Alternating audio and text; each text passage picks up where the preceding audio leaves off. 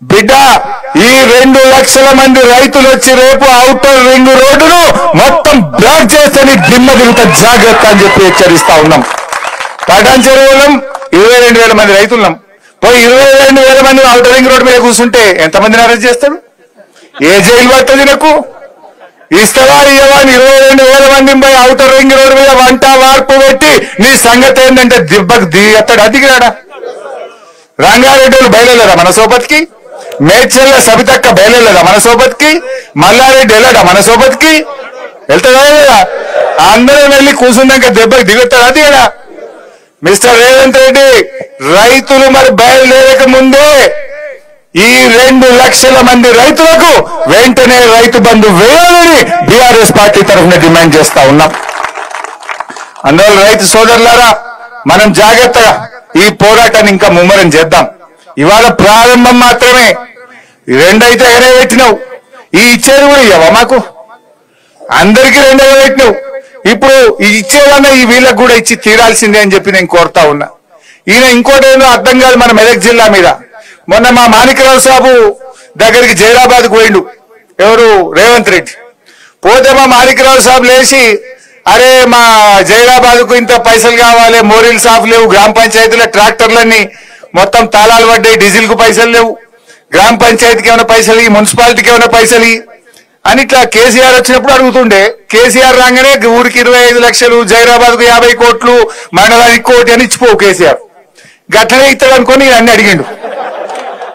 1 రూపాయి ఇస్తే ఒట్టు, 1 పైసా జైరాబాద్కి వస్తే ఎమ్మెల్యే గారు అడిగితే 1 రూపాయి కూడా ఇయ్యలే. ఇక పటాన్ చెరువు మీద పగబెట్టిండు, ఇంత రైతు బంధు కోత పెట్టిండు. కొత్త ఇచ్చుడు లేదు కానీ కేసీఆర్ ఇచ్చిన ఈ కోతలు పెట్టుడు, క్యాన్సిల్ చేసుడు, బంధు పెట్టుడు, ఇగో ఇది కథ నడుస్తా ఉన్నది. ఇంకోటి ఇది ఆ ముఖ్యమంత్రిగా రాష్ట్రం పరువు తీస్తుండ బాధ కలిగేది ఏంటంటే, మొన్న మీరు టీవీలో చూసి ఉంటారు, దేవాదుల ఏ బేసిన్లు ఉంది అంటుండు. రైతులు అడిగితే చెప్తాయి దేవాదుల గోదావరి నది మీద ఉందని స్కూల్ పిల్లలు చెప్తాడు. బనకచెర్ల మీద గింత యుద్ధం చేస్తున్నాం ఒక దిక్కు. బనకచెర్ల నీళ్లు చంద్రబాబు తీసుకుపోతా అంటే మాకు అన్యాయం అవుతుందా, బనకచెర్లను ఆపాలని రాష్ట్రం అంతా నిలబెడుతుంది తెలంగాణ రైతులు. ఈయన అడుగుతుండే అమాయక, బనకచెర్ల ఏ బేసిన్లు ఉంటది, ఆడుంటది. నువ్వు ఇప్పుడు 3 నెలలకెళ్ళి లొల్లి నడుస్తుంది, బనకచెర్ల ఆపాలని కొట్లాడుతుంటే ఈ రాష్ట్ర ముఖ్యమంత్రివి నీకు బనకచెర్ల ఆడుందో తెలియదంటే నీ నిజాయితీ ఎంత, నీ చిత్తశుద్ధి ఎంత, ఈ రైతుల పట్ల ఈ రాష్ట్రం పట్ల నీకున్న కమిట్మెంట్ ఏందో అనుమానం కలుగుతా ఉన్నది. చూడలేదా మీరు? అట్లా నల్లమల ఆడుంది అంటాడు, నల్లమలలో ఉట్టినాటాడు, నల్లమల ఆడుంటాడు అంటాడు. అంత అదెందుకు రైతుల గురించి మొన్న అడిగిపోయిండు, వ్యవసాయ విశ్వవిద్యాలయం పోయిండు. వ్యవసాయ విశ్వవిద్యాలయం పోయి కందులు, పెసర్లు ఇలాంటి అన్ని కూడా మన వాటిని కందులు, పెసర్లు ఏమంటాము మనం? పప్పు ధాన్యాలు అంటాం. ఏమంటాం? పప్పు ధాన్యాలు అంటాం.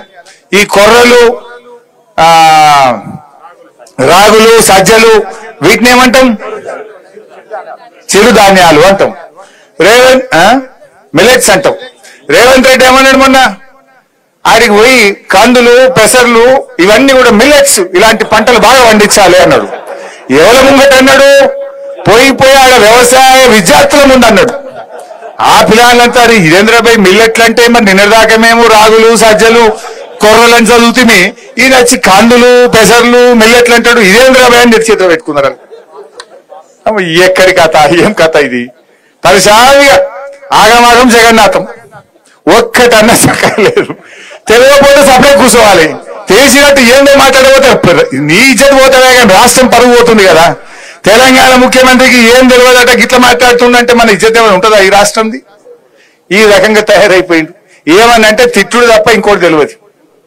నేను మొన్న ఏదో జ్వరం వచ్చింది పోయి, మనిషికి రోగం రాదా అంటే జ్వరం రాదా?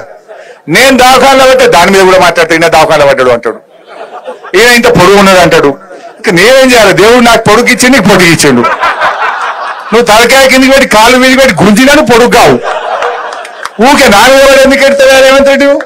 హరీష్ రావు పొడుగు ఉన్నాడు, హరీష్ రావు ఏమో నేనేం చేయాలి భయ్? దేవుడు నాకు పొడుగు ఇచ్చి నీకు పొడుగు ఇచ్చిండు, మరి నా మీద పడి పెడతాడు ఊకే.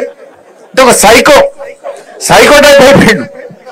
ఈ రకంగా ఇవాళ ఏమనంటే కేసు, ఇవాళ అనవసరంగా మన కౌశిక్ రెడ్డిని అరెస్ట్ చేసిండు. ఆ అరెస్ట్ కూడా ఎట్లా చూసి ఇలా శనివారం రేపు ఆదివారం కోర్టు ఉండదు. ఇప్పటికీ 10 సార్లు తిట్టింది కోర్టు. నువ్వు ఈ శుక్రవారం రాత్రి శనివారం పూట అరెస్ట్ చేయకు, నువ్వు కావాలని వేస్తున్నావు బిడ్డ అని హైకోర్టు మొటికాయ వేసింది పోలీసు వాళ్ళకు. కానీ మళ్ళీ చూసి నిన్న శుక్రవారం రాత్రి 12 గంటలకు మన కౌశిక్ రెడ్డి ఎమ్మెల్యేని అరెస్ట్ చేసిండు. ఏం చేసిండు కౌశిక్ రెడ్డి? కౌశిక్ రెడ్డి రేవంత్ రెడ్డి తప్పులను ఎత్తి చూపిండు, గట్టిగా మాట్లాడిండు, పోరాడిండు. బీఆర్ఎస్ ఎమ్మెల్యేలను గుంజుకుంటే వాళ్ళ మీద గట్టిగా పోరాటం చేసిండు. బిడ్డ రాజీనామా చేయండి రాబాయ్ అని కొట్లాడిండు.